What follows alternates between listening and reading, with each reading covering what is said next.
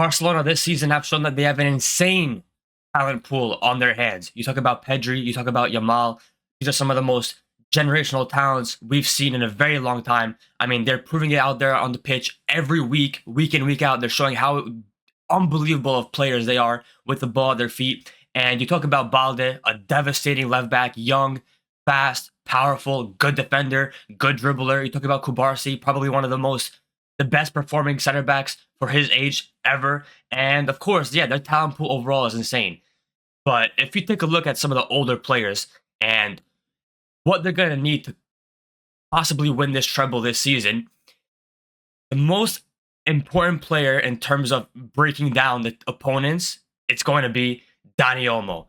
Dani Olmo is the X Factor for Barcelona this season and in the big games, especially against Inter.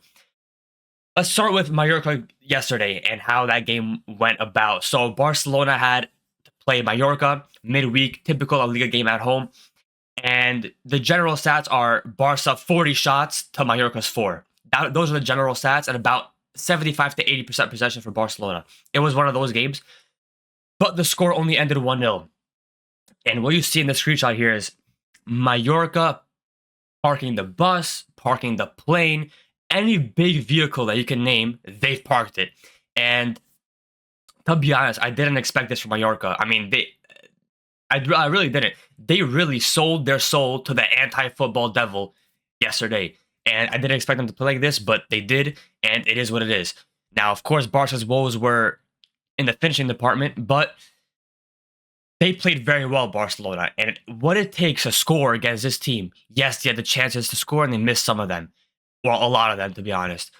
But what it takes down to break a team down like this is an insanely technical ball receiver in zone 14 of the pitch right here. Receive the ball here and cut them through the middle. And nobody does that, or there are very few players in the world of football currently that can do that other than Dani Olmo. And he has a very special profile that very few players have in the world. He's a player that isn't scared to play down the middle, no matter how many defenders are in front of him.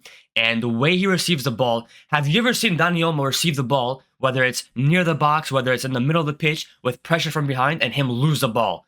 I probably recall it once this whole season, and he won the ball back instantly after he lost it anyways. So he has a very particular skill set that allows him to just destroy anybody that's pressing him, destroy people that are compact in defense, and this is what Barca needs, especially against Inter. Everyone knows how Inter's going to play, and this is how Dani Olmo scored yesterday. Of course, a screenshot, you can only see a specific angle and a specific portion of the pitch, but the story is that there was Dani Olmo here, he received the ball, and there was about 5 to 6, if not more, of the opposing players around him, and he still scored. And this is what Barcelona needs. They need a player that can destroy low blocks, destroy compact defenses, destroy compact teams that defend either in a low mid block or just a general deep block. And we talk about Dani Olmo's stats here. Look at this. I mean, 96 percentile for non-penalty goals. I mean, 89th percentile, 86. He's an upwards of the 80th percentile for a lot of these. And what's important to note is that injuries have destroyed him this season. I mean, he's been injury prone in his career in general, but this season he's had moments where he started to play, he hit a very good peak, and then he got set back, and that happened numerous times. He had a very good game, a very good few games, got set back. So imagine how this would look like. Imagine how devastating, how dominant he will be in most of these categories, if he had consistency, if he just built on what he would peak at rather than being set back. And he's going to be very important because, like I said, with Inter, they're a team that they have a very compact defense. If you get past one player, the next player who comes after him is even better. If he gets past Acerbi, Bastoni is there. If he gets past, for example, in the midfield, Karanoglu, Barella, Bastoni is there. Acerbi is there. And he's going to be very important to actually be able to break down defenses like this. And we talk about his skill set, like I mentioned before, his skill set. The touches, like the way he positions his body to receive the ball, almost always deceives the opposing player that's pressing or just anybody that's near him. Because the way he does it is that he always takes a touch into space, whether it's to the side of him, whether it's behind him. He's like a very Bergkamp-esque player where he knows he's about 2 to 3 steps ahead of his opponents that are pressing him, and that's going to be, like I said, imperative to this treble run. Now, of course, he has to remain fit and consistent now. But if we take a look at how this will look on the pitch, we have very positive signs of how this will look like in the coming game. So this lineup is messed up. Let's just put it how we think it's gonna look like. Let's put in who would play. Let's just put in Gerard Martin here. So Martin left back, Martinez, Kubarsi, Koundé, Ferran, Olmo, Yamal, Rafinha. This is how it's probably gonna look like. Maybe De Jong for Gavi in the big games. It is what it is. This is the basic setup. When Barca attacks, doesn't matter who it is. Doesn't matter if it's Mallorca, Madrid, Inter, Real Valladolid, Athletic Bilbao. It doesn't matter who it is. When Barca attacks, this is how high up they are positioned. I mean, they are pinning teams back. And when you have a situation like this, where even you have the striker who's trying to find space at the top of the box to try to get a run off, Dani Olmo is going to be the player receiving the ball in this area. Now, for example, we talked about Yamal's skill set. Yamal is an insane dribbler. He can also break down defenses, but he does not have the ability yet to do it in the middle of the pitch. He's very good at getting past the players wide, whether it's 1, 2, 3 players, and finding a good pass or to get a shot off.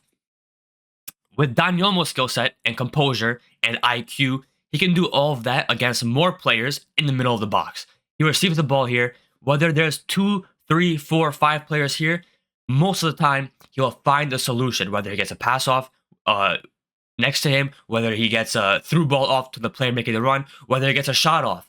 That is going to be very important because not only is this profile of a player and skill set of a player very rare in today's game, but it's also one of the most important in today's game. And that's why the number 10 of a team historically is probably the most important. You talk about Maradona, Messi, Pele, Riquelme, Zidane. You talk about all these players. They play the number 10 role because they do the difficult stuff. They do things that players who capitalize on space out wide or players who are, they capitalize on chances being given to them. They cannot do this because this is a very special skill set. Only a few players can do this in the world.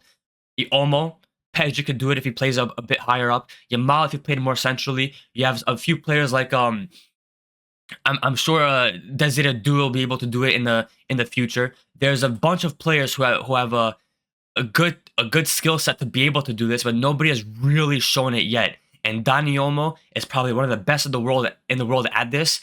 And like I said, he'll be very important to actually getting this done against Inter, because against Inter, if Barca are in this situation, they better be efficient. We talked about yesterday's game against Mallorca. Barca were anything but efficient. Anything but efficient. I mean, they literally had 40 shots. Yes, a lot of the shots were just shots taken for the sake of it because they wanted to get a goal. But they still had their fair share of expected goals generated and big chances. They had 4 big chances, almost 4 expected goals generated. That's basically almost 4 goals Barca should have scored. So finishing was not on the cards yesterday, and it must be against Inter, it must be against Madrid, and it just must be in general against any team you play. You must finish your chances because you can always pay for it, especially with the way Barca plays that high line, especially with how they've been, completely decimated when they've been, poor pressing wise or just not focused with that high line. You talk about that Celta Vigo game on the weekend. That's what can happen. You see what a 33-year-old slow, chunky Borja Iglesias did against Barcelona. Imagine what Lautaro Martinez will do. Imagine what Thuram will do. Imagine what Mbappe will do. So they've got to remain focused in that regard and make use of the chances they get, because with Olmo there, with Pedri there, with Yamal there, chances will be generated, and breaking down the team is going to be imperative. It's going to be thanks to Olmo if that happens. thanks to Yamal that happens, and Barca simply have to break down any defense that they come against because the treble is on the line. They must break down Inter's defense because we know how they defend. And Dani Olmo, like I said numerous times in this video, has been imperative to doing that. The only reason Barca won yesterday was that goal from him, and that goal does not happen from anybody else on that team except him.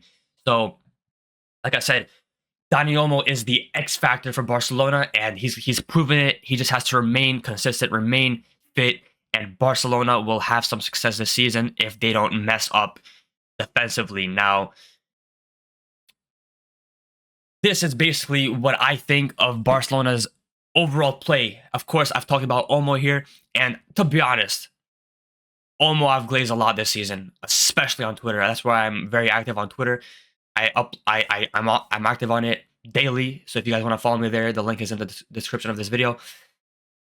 He is just too good. I mean, I've literally said that if he played a full season uninjured, he'd probably enter my top 15, 20 favorite players ever. And that's actually a very high regard because I've watched a lot of players in the past 10 to 11 years of watching this sport, and I've liked a lot of players in the past 10 to 11 years of watching the sport.